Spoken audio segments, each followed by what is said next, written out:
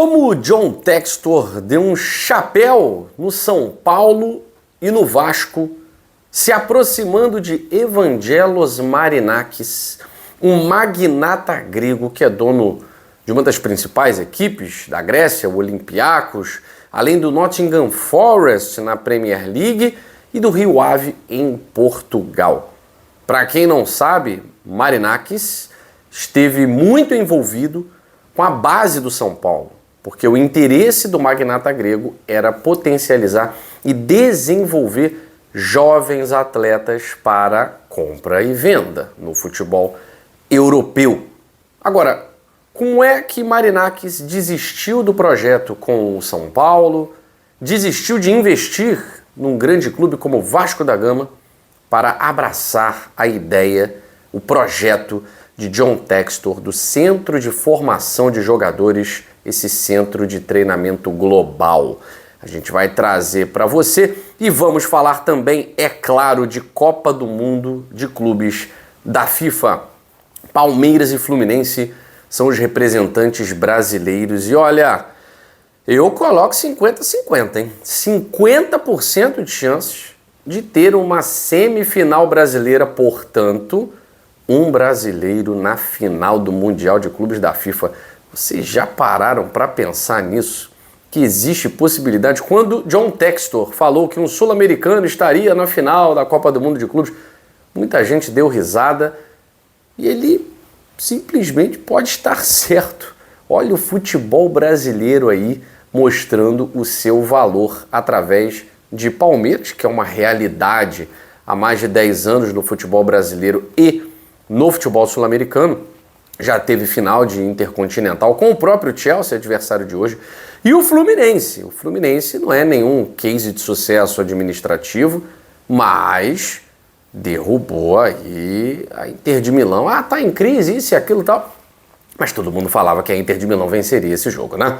Principalmente por conta da fase de grupos do Fluminense que foi ruim. Dá pra dizer que foi ruim, não foi, que coisa, o último jogo contra o Mamelodi Sundowns, a galera ficou assim com o pé atrás e o Fluminense tá aí, vai jogar contra o Al Hilal, pra mim 50-50 nos dois jogos, a gente vai falar sobre isso.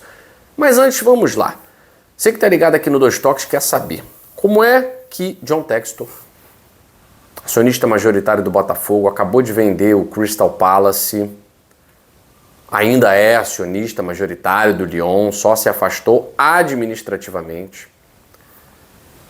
Como é que ele conseguiu convencer Marinakis a fechar uma parceria, um projeto com o Botafogo, fazendo com que ele desistisse de São Paulo e Vasco da Gama? A negociação com o São Paulo não era com um clube profissional, era na formação de jovens talentos. Investir em Cotia, desenvolver o centro de formação de novos jogadores para que os clubes do Marinakis tivessem preferência na compra, venda, negociação desses atletas desenvolvidos no CT do São Paulo. O envolvimento era somente com o desenvolvimento de jovens atletas. Com o Vasco da Gama, poderia também acontecer isso. Afinal de contas, o Vasco também é um grande revelador de talentos no futebol brasileiro. Em menor expressão do que Fluminense, o próprio São Paulo, mas o Vasco sempre revelou jovens talentos para o futebol brasileiro. E é claro, a esperança do vascaíno era de que Marinakis jogasse dinheiro também no clube, comprasse a SAF vascaína. Isso foi se afastando à medida que o Vasco se transformou numa demonstração de insegurança jurídica para possíveis investidores. Porque a partir do momento em que existe um presidente do clube associativo mandando e desmandando, e de certa forma protegendo o Vasco, afinal de contas a 777 foi um grande erro cometido pela administração anterior, do Salgado, né? O Pedrinho, de certa forma, quer proteger o Vasco. Mas essa proteção ao Vasco, da maneira como ela se dá, ela gera uma insegurança jurídica. Como é que a 777, que comprou as ações da SAF, ela perde o comando da SAF via Justiça Brasileira. Então, isso afasta. Isso coloca um ponto de interrogação na cabeça de futuros investidores. Quem vai querer comprar o Vasco sabendo que qualquer problema que houver, Pedrinho ou o futuro presidente do clube associativo pode simplesmente retomar o poder? E aí fica aquela sensação, né? Você compra uma casa e o antigo proprietário, se você não pagar a conta de luz, a conta de gás, ele toma a casa de você. É meio estranho o que aconteceu. Então isso acaba afastando alguns investidores. O Marinacci foi um desses que olhou para essa situação toda do Vasco com muita reserva e acabou se afastando. A questão do São Paulo era muito rentável. São Paulo tem um centro de treinamento de muita qualidade. Mas a ideia do John Textor, do Centro de Formação Global, isso engloba o próprio Grupo Eagle, os clubes da Eagle, o Atlético de Madrid era um clube parceiro nessa ideia embrionária, e Marinacci gostou desse projeto global de desenvolvimento de atletas. Além disso, aproximar-se de uma rede multiclubes que pode ter ações na Bolsa de Nova York também chamou a atenção do magnata grego. A ideia de Textor e Marinacci é: no desenvolvimento desses atletas, o Botafogo é o hospedeiro natural. Esses atletas se desenvolvem, jogam no Botafogo, mas Marinacci teria preferência na hora da compra. É como todos os grandes clubes brasileiros fazem. Pegar o Palmeiras, que é um grande revelador de talentos também. Endrick e Estevão. Quanto tempo o Endrick jogou no Palmeiras? Pouco tempo. Quanto tempo o Estevão jogou no Palmeiras? Pouquíssimo tempo. Se foi um ano, é muito, né? E depois eles foram para outros clubes.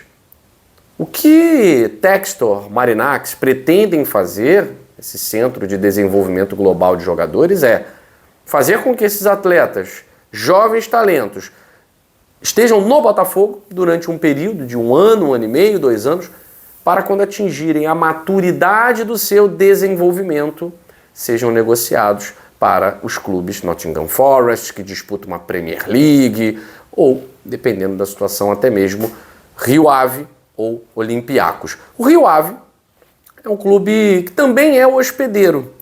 Marinacci faz isso, pega jovens talentos e joga no Rio Ave para desenvolver. Os que derem certo podem subir um degrau. John Textor também tem interesse em adquirir um pequeno clube em Portugal, até para ser hospedeiro na Europa.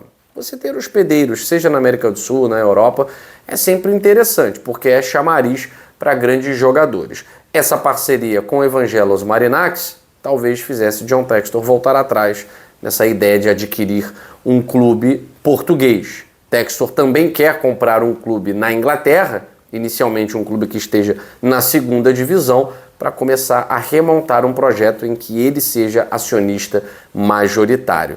Mas o que fez com que Marinacci se apresentasse e se aproximasse de John Textor foram essas 2 ideias. A primeira, o desenvolvimento potencial de atletas a nível global.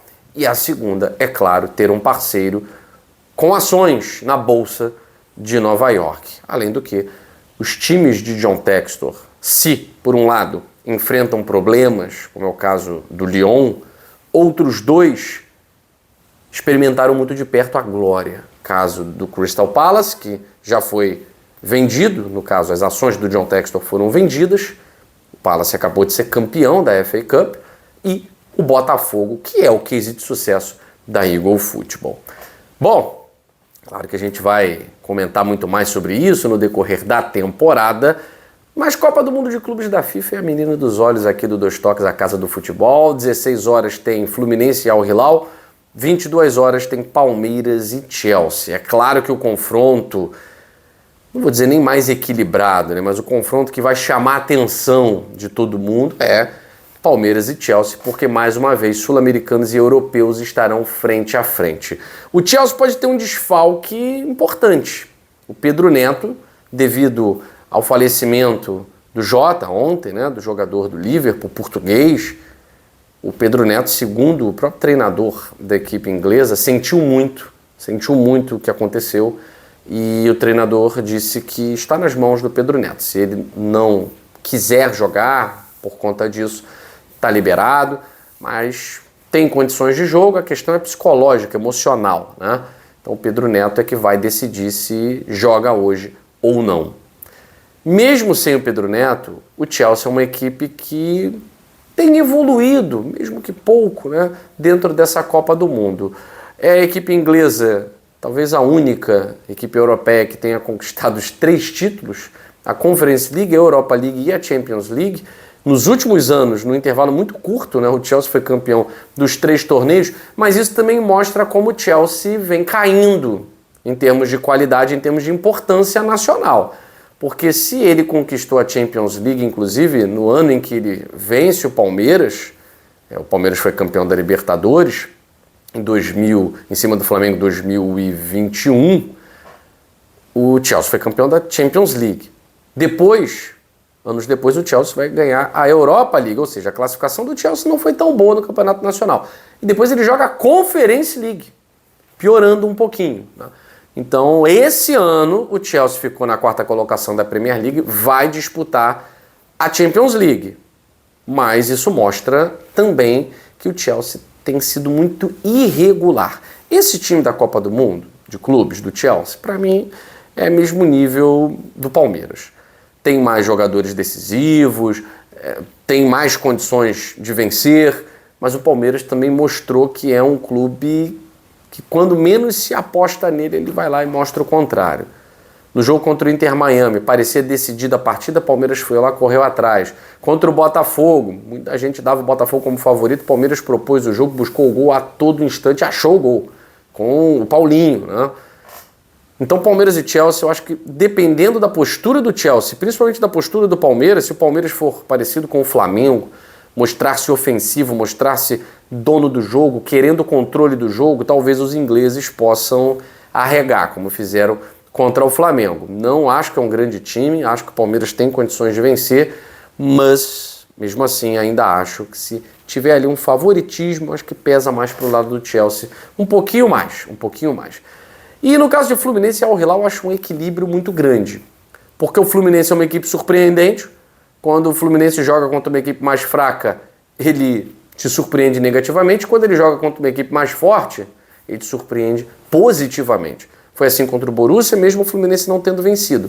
Foi assim contra a Inter de Milão. O Fluminense foi lá e venceu. Soube sofrer, bola na trave, Fábio fazendo grandes defesas, depois no final do jogo mata a partida e garante a sua classificação para as 1/4 de final. O Al Hilal é uma equipe com potencial, mas tem 2 grandes desfalques, né? 2 dos principais jogadores do Al Hilal não estarão em campo por contusão, e o Fluminense só tem um desfalque, que é o lateral esquerdo, o René, que também não dá para dizer que que desfalque, mas o Fluminense vem aí no embalo de John Arias, de Germancano, buscar essa classificação para as semifinais. E uma semifinal brasileira, para mim, não é nada impossível. Al Hilal é um grande time, tem grandes jogadores, mas o Fluminense já provou que gosta de desafiar a lógica, né? A Libertadores de 2023 está aí para contar essa história. A gente, é claro, volta com os resultados de hoje da Copa do Mundo de Clubes da FIFA. Valeu!